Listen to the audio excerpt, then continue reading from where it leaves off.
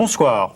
Depuis longtemps, on a pris l'habitude de diviser le monde entre le nord et le sud, entre pays industrialisés, riches, et pays en développement, d'où l'expression nord-sud.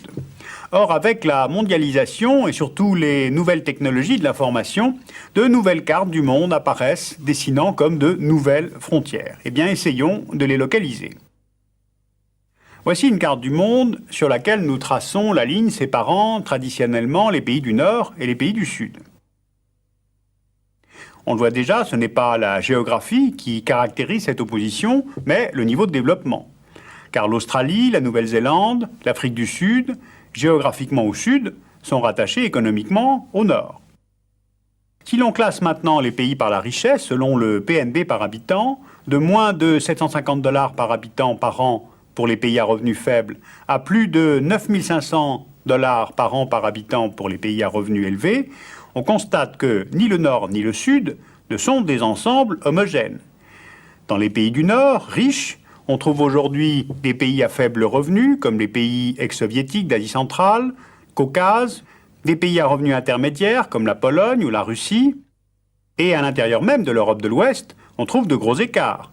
Le PNB par habitant allemand par an est de 28 000 $. C'est le double de celui de l'Espagne, 14 000 $ par an par habitant. Maintenant, si on regarde le Sud, les écarts internes sont encore plus grands. On trouve en Asie les Quatre Dragons, Corée du Sud, Taïwan, Singapour et Hong Kong, et au Proche-Orient, les Émirats arabes unis, le Koweït ou Israël, qui appartiennent aux économies à revenus élevés. Mais on trouve aussi des pays à revenus intermédiaires, comme les Tigres d'Asie, Thaïlande, Malaisie, Indonésie, Philippines. On trouve les marchés émergents d'Amérique latine, Argentine, Brésil, ou encore en Afrique, le Botswana et l'île Maurice.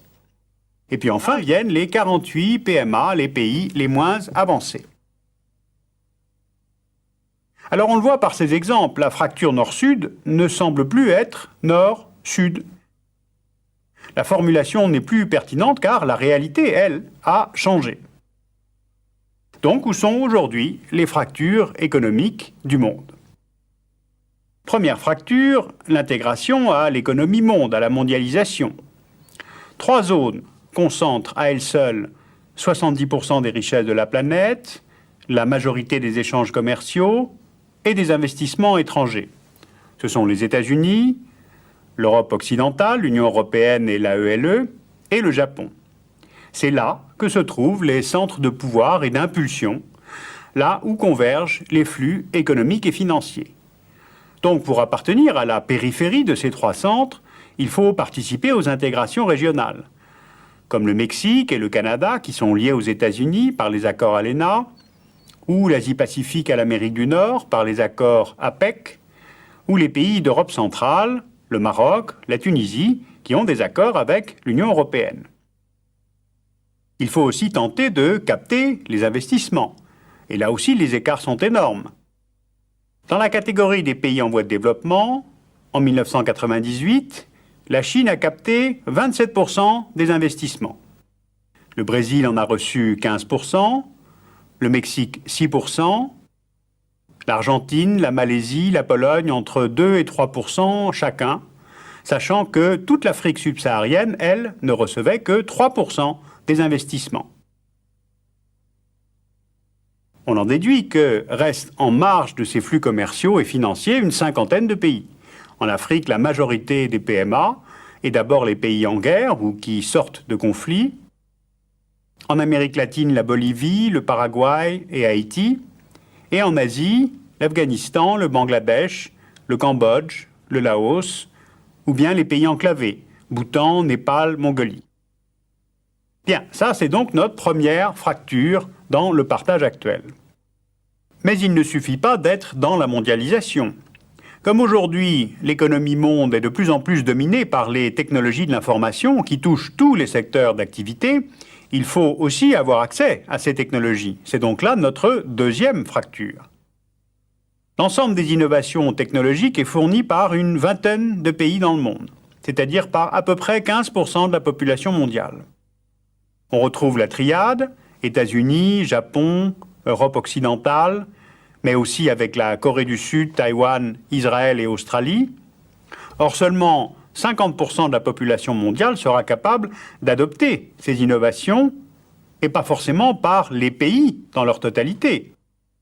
On a là des frontières à la fois invisibles et perméables, par exemple entre la Chine côtière et le reste de la Chine, entre l'Inde et le sud de l'Inde, le Mexique et les États indiens du sud, ou encore entre le Brésil avec son sud-est.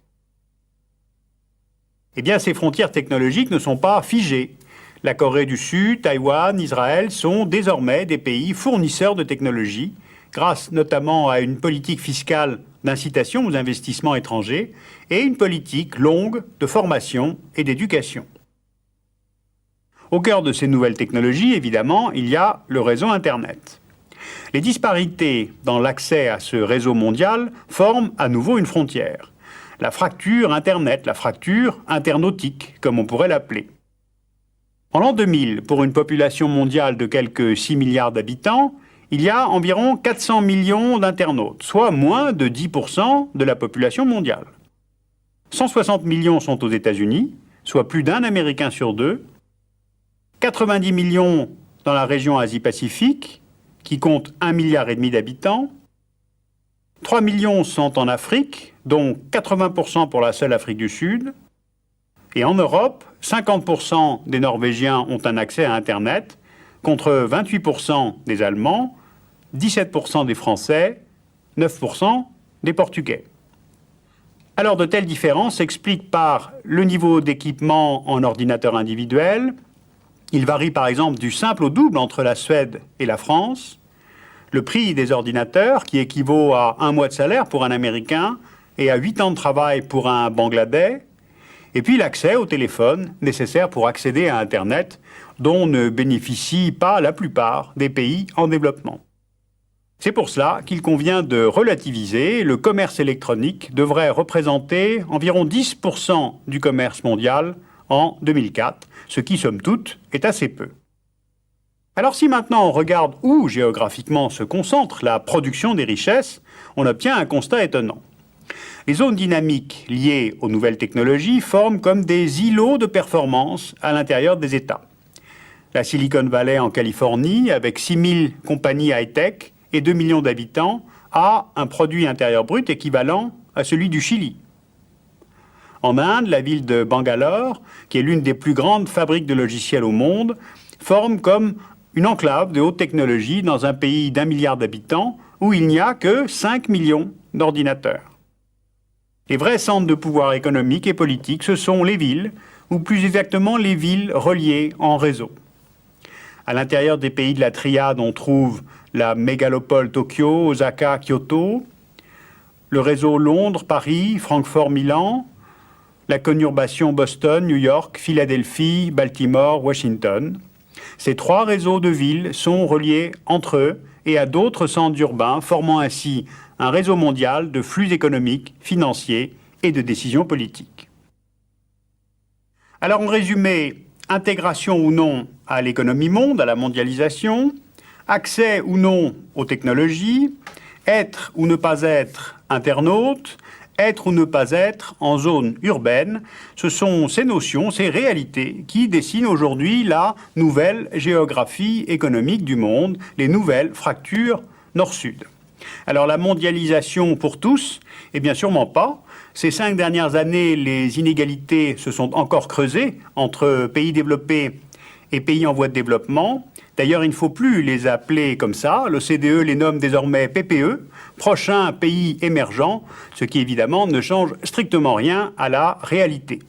Car, par exemple, au niveau mondial, la part des exportations du continent africain est passée de 4% au début des années 80 à 1,5% aujourd'hui. Alors la géopolitique aujourd'hui est peut-être de moins en moins dans la géographie, dans les territoires, et de plus en plus dans la maîtrise des flux. Il y a comme un temps synchrone, ceux qui sont dedans et ceux qui sont dehors, hors du temps mondial. Nous venons de passer d'une époque de standardisation à une époque de synchronisation.